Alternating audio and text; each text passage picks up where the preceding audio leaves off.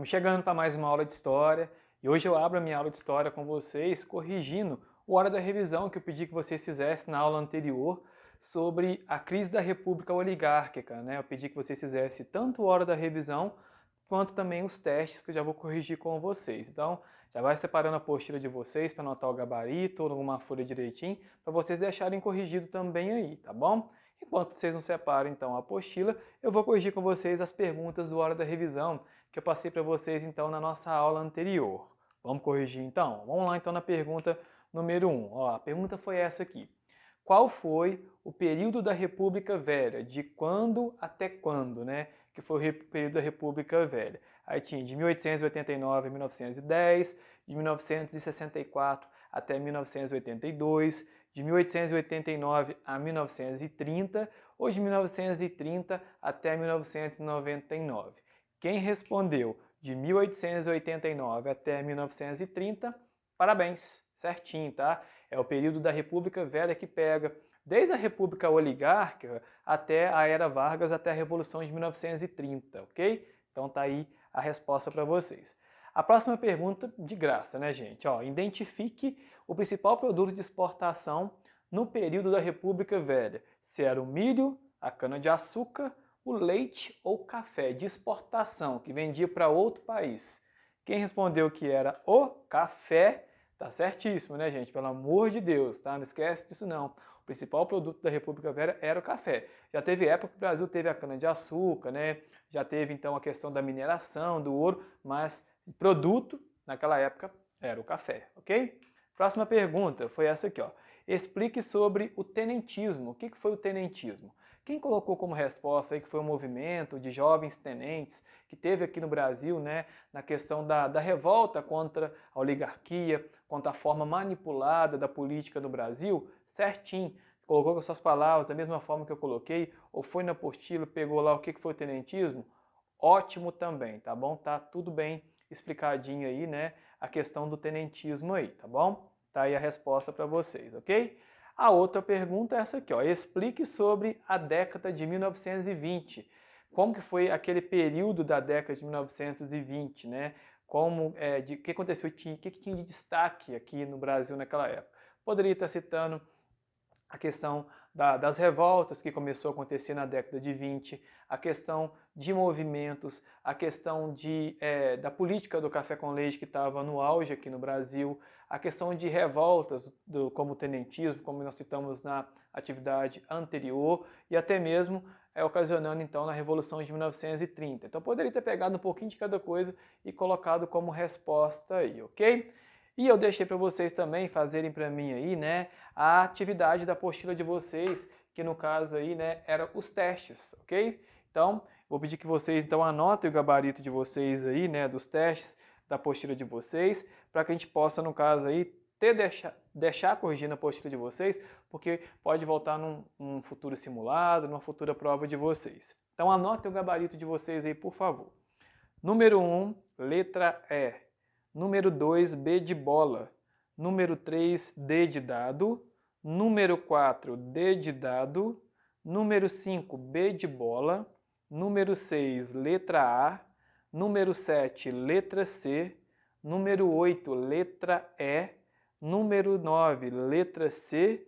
E número 10, a letra C. Esse aqui é o gabarito dos testes que vocês fizeram, então, na nossa última aula, terminando, na verdade, aí sobre a República Oligárquica. Só relembrando, a página do teste de vocês é na página 85, tá? Para ficar mais fácil de vocês pegarem aqui, tá bom? E ainda falando na apostila número 2, né? A última matéria que nós vamos começar a estudar é sobre a Era Vargas, sobre o Getúlio Vargas, que começou logo após a Revolução de 1930, que a gente estudou então na nossa última aula.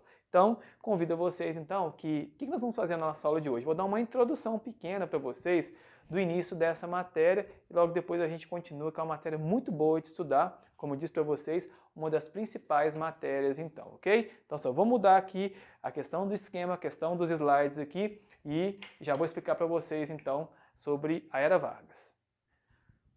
Então vamos continuar então a nossa explicação, que hoje eu vou fazer para vocês então uma introdução sobre o Getúlio Vargas, ou sobre a Era Vargas, né?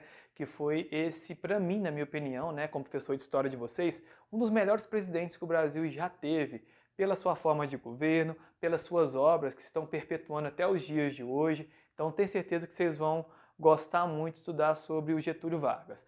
O Getúlio Vargas vai assumir o Brasil, gente, de uma maneira não muito atrativa e muito interessante. Foi a meio a uma revolução, a meio a um tumulto que foi a Revolução de 1930. Lembrando que o Brasil estava vindo daquele ritmo da política do café com leite. Mas vocês vão entender direitinho agora aqui como tudo começou, como que ele começou então a governar. Então, vamos fazer uma revisão agora comigo então?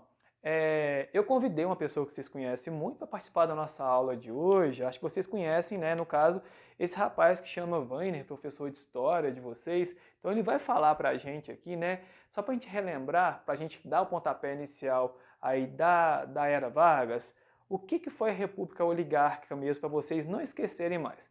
Vamos acompanhar o que ele vai falar para a gente e depois a gente continua aqui. Vamos ouvir.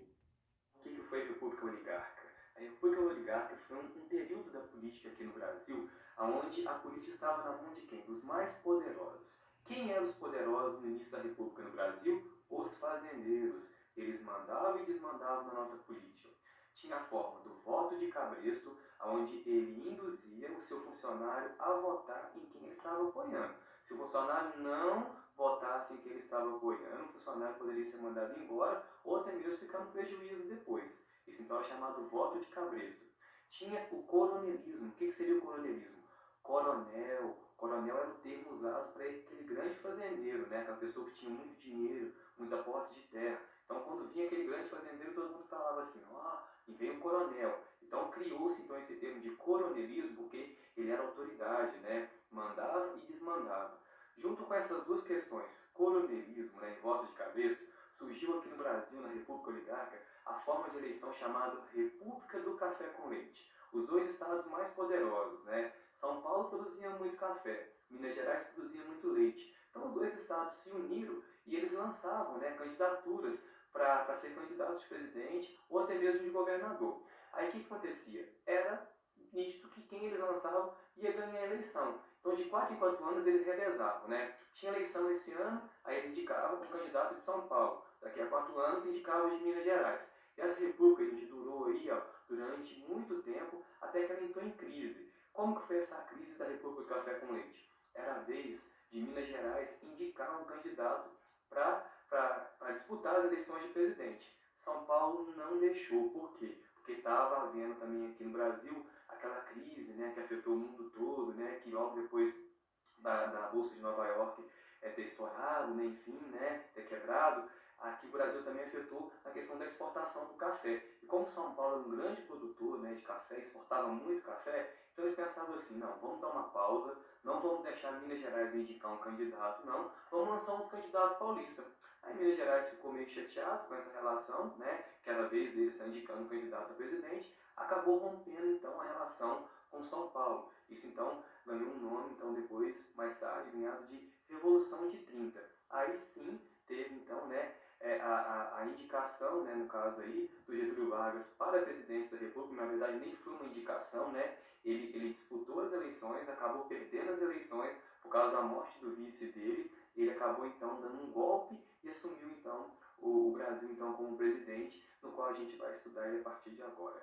Então espero que vocês tenham relembrado o que foi então a República Oligárquica aqui no Brasil. Tá aí, né?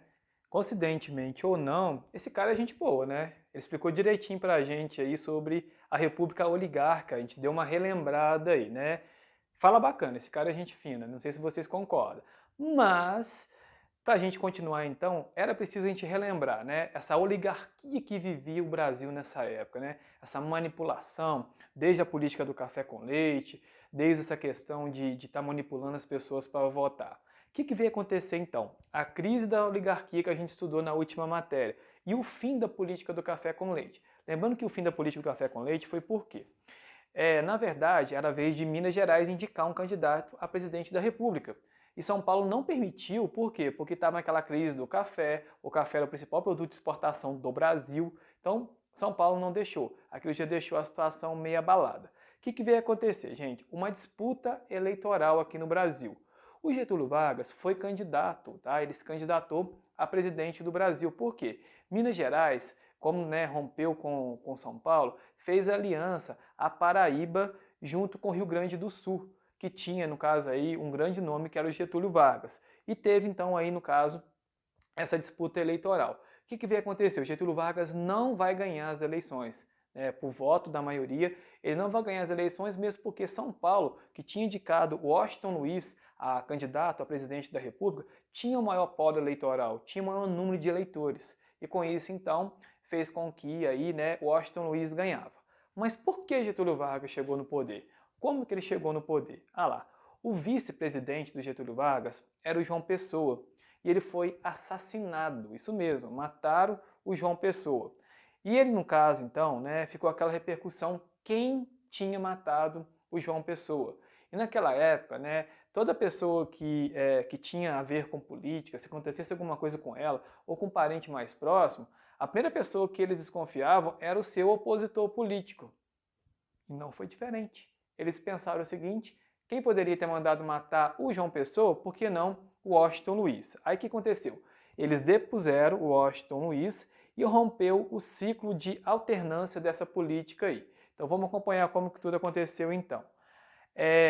A questão do Getúlio Vargas ele é muito lembrado hoje no nosso Brasil, em vários setores, em vários lugares. Existe aqui no Brasil, tá? Antes da gente entender sobre a forma que ele entrou no governo. Tem memorial com o nome dele, tipo assim, estátua com o nome dele espalhada então pelo Brasil afora. Tem praça com o nome Getúlio Vargas, também espalhada em várias cidades, em vários locais aqui no Brasil. E assim também tem avenida chamada Avenida Getúlio Vargas, ou nome de rua em nome de Getúlio Vargas. Significa o quê, gente? Que ele significou muito para o nosso país. Ele no caso aí, a memória dele é muito forte para nós aqui no Brasil. Por quê? Porque ele fez coisas positivas. Vocês vão perceber no decorrer das nossas próximas aulas que, principalmente para o trabalhador, ele foi muito bom. Ele criou leis que favorecem o trabalhador aqui no Brasil até os dias de hoje. E graças a esse bom governo que ele fez aí. Ok, falei com vocês então que João Pessoa, era o vice dele e ele foi morto. Então meio que desconfiaram, no caso aí, quem seria, o responsável pela morte? Quem seria então o responsável pela morte dele? Será que poderia ser o opositor político dele? Enfim. Mas o decorrer dessa história eu vou deixar para a nossa próxima aula. Por quê? Para a gente finalizar o nosso restinho de aula hoje, eu vou querer que vocês copiem no caderno de vocês o esquema da nossa matéria sobre Getúlio Vargas. E na próxima aula eu vou continuar aonde eu parei aqui, sobre esse slide aqui, sobre o Júlio Prestes, quem foi ele, enfim, e no caso, como que foi então que Getúlio Vargas deu um golpe e assumiu então o Brasil. Copie o esquema no caderno de vocês sobre Getúlio Vargas, tá bom? Manda a foto para mim que eu quero ver se realmente vocês copiaram aí, o esquema de vocês. Lembrando, gente, que aquela questão dos 11 pontos de tarefa, de atividade de vocês, é todo o contexto. A participação seja na notícia, seja no envio de atividades, seja no envio de esquemas, seja na participação. Então não deixa de enviar não, que eu estou esperando o retorno de vocês. E na próxima aula a gente continua a falar sobre o Getúlio Vargas aqui na nossa matéria, tá bom? Eu aguardo vocês então e até lá!